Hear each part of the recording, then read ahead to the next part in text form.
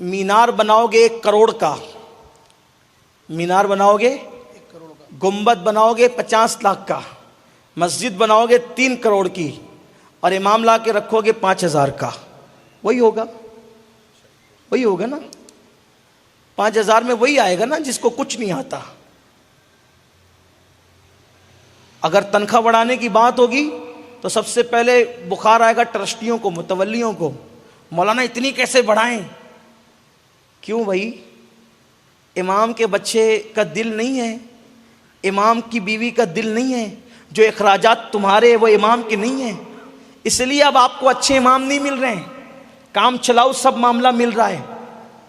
میں یہ نہیں کہتا کہ سب ایسے ہی ہیں، لیکن اکثر و بیشتر یہ حالات پیدا ہو گئے۔ اچھے امام کی کوالٹی، علم ہوگا، ڈگری ہوگی، اس کو مسائل کی معلومات ہوگی، تو وہ کوالٹی آپ کو کب ملے گی؟ جب آپ اس کو اچھی رقم دو گے۔ آپ ٹیوشن پڑھانے کے لیے اپنے بچے کو بھیجتے ہو تو ہزاروں روپے دیتے ہو، ہے نا؟ جج کو ہزاروں روپے کی تنخواہ ہے، کسی کو اعتراض نہیں، وکیلوں کو ہزاروں روپے کی تنخواہ ہے، کسی کو اعتراض نہیں، بلکہ گیٹ پر کھڑے رہنے والے چپراسی کو جتنی تنخواہ ہے اتنی تنخواہ اماموں کو بھی نہیں ہے۔ تو پھر آپ کو ایسے ہی ملیں گے جنہیں وضو کرنا بھی نہیں آتا، خراب کریں گے آپ کی نمازیں۔ ایک پڑھنے میں پوری دنیا کی دولت رکھو اور ایک پڑھنے میں 2 رکعت نماز رکھو، ہے کوئی مقابلہ؟ تو امام بھی تو پڑھے لکھے رکھو، امام بھی تو مسائل کے جاننے والے رکھو، امام بھی تو علم والے رکھو، امام بھی تو صحیح قرآن پڑھنے والے رکھو۔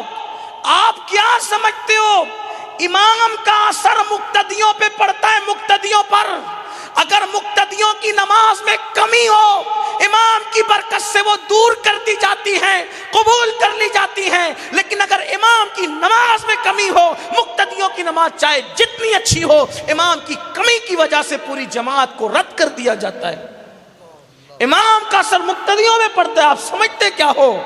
یہ جو فکر بنی ہے نا، کہیں بھی پڑھو، کہیں بھی پڑھو، کہیں بھی پڑھو، اللہ قبول کرنے والا ہے۔ ارے پھٹی ہوئی نوٹ تیرا فقیر نہیں قبول کرتا، تو نے اللہ کو محتاج سمجھ رکھا ہے۔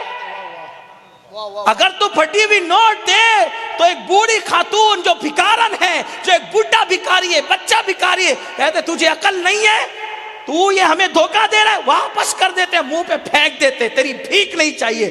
تو تیری عیبدار نوٹ کو اگر فقیر بھکاری قبول نہیں کرتے تو تیری عیبدار نماز کو وہ قادر و قیوم غیرت والا کیسے قبول کرے گا؟ تم نے اللہ کو محتاج سمجھا، کیا سمجھا اللہ کو؟ قرآن کہتا ہے وما قدر اللہ حق قدری، تم نے اپنے اللہ کا ایسا احترام نہ کیا جیسا احترام کرنے کا حق تھا۔ آپ کیا سمجھتے ہو پہلے امام مقرر کیا جاتا تھا؟ امام دلی کی جامع مسجد میں حضرت شاہ جہاں نے جب امام مقرر کرنا ہوا تو باضابطہ طور پر بخارا سے سید کو منگا کر کے بلا کر احترام کے ساتھ، اور وہ وقت کے بڑے امام تھے، عالم تھے، فقیہ تھے، محدث تھے، ان کو امام بنایا۔